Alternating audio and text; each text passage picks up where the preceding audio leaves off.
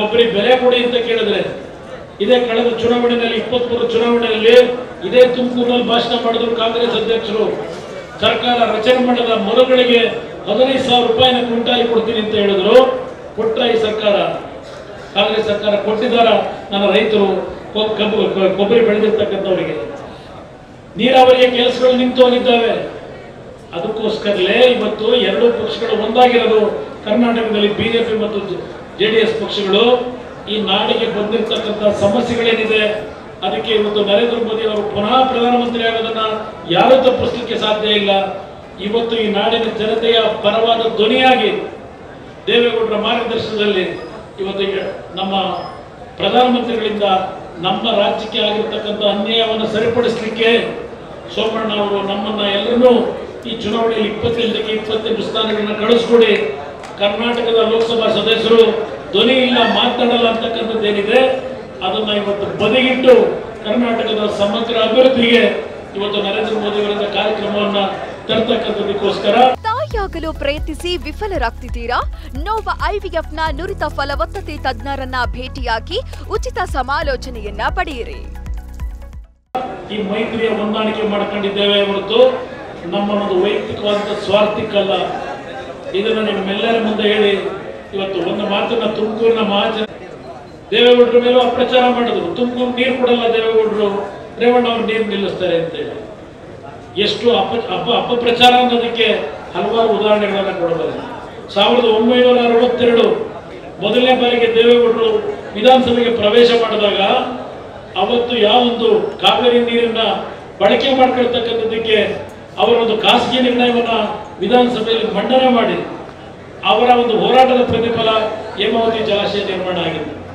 ಇವತ್ತು ದೇವೇಗೌಡರ ಬಗ್ಗೆ ಹೇಮಾವತಿ ನೀರು ಕೊಡಲ್ಲ ಅಂತ ಅಪಪ್ರಚಾರ ಮಾಡಿದ್ರು.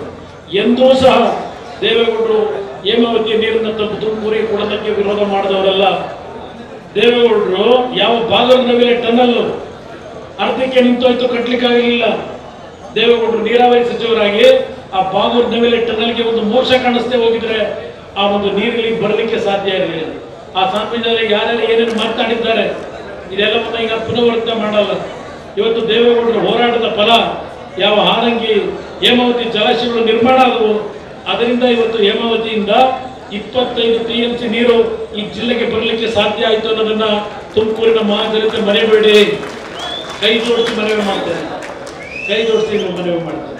ಅವರನ್ನ ಈ ಚುನಾವಣೆಯಲ್ಲಿ ಕನಿಷ್ಠ 3 ರಿಂದ 4 ಲಕ್ಷ ಮತದ ಅಂತರದಲ್ಲಿ ನೀವು ಗೆಲ್ಲಿಸ್ತೀರಿ.